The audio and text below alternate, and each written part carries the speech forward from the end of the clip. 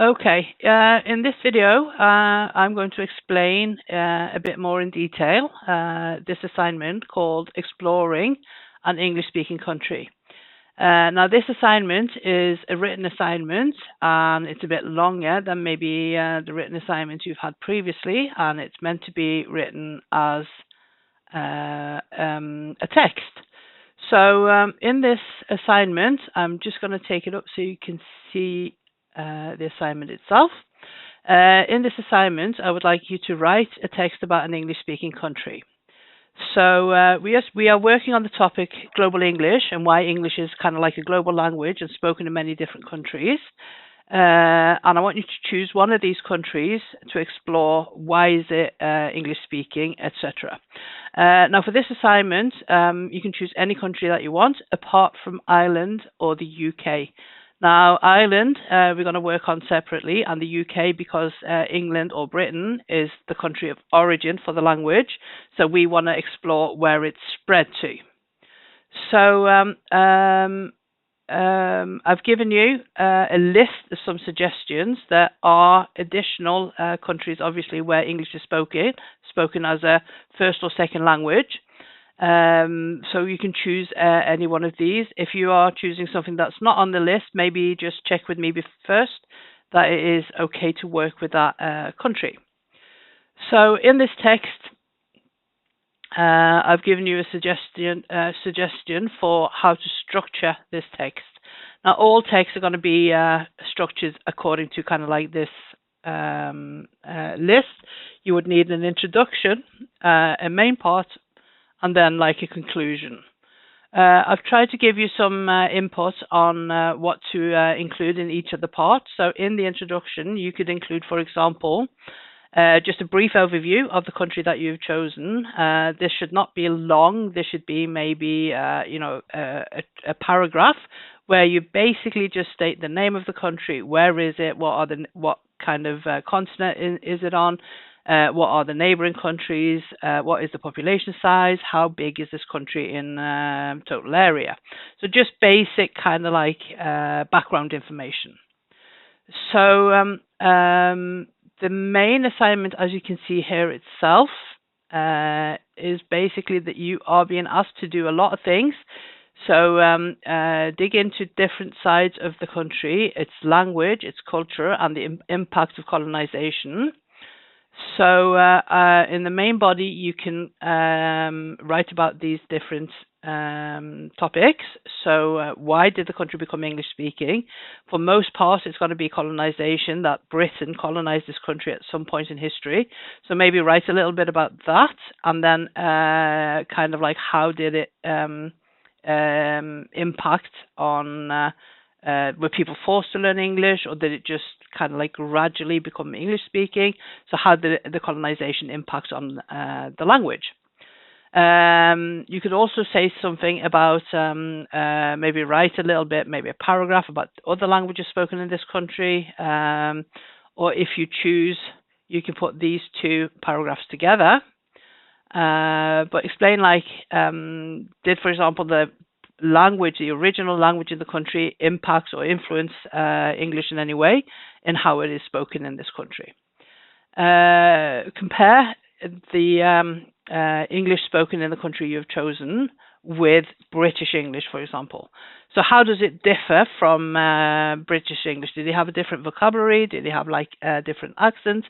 Is it more like American English, or is it keeping more with British English? For example, just to be a quick example, you have like Australia and New Zealand. Both of these countries were colonized by Britain. And New Zealand, the English spoken in New Zealand is much more similar to British English, whereas the English spoken in Australia is more similar to American English. So see if you can find any information about the variety itself.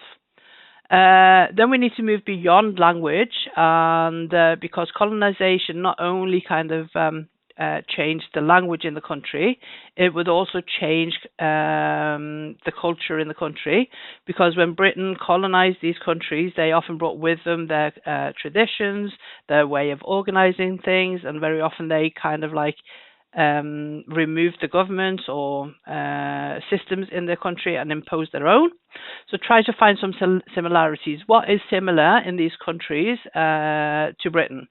And very often I would advise that you look at the school system, you maybe look at how they organise government, and also sports. And you will see, for example, a lot of these English-speaking countries, they will play, for example, traditional British sports, such as cricket and rugby, etc.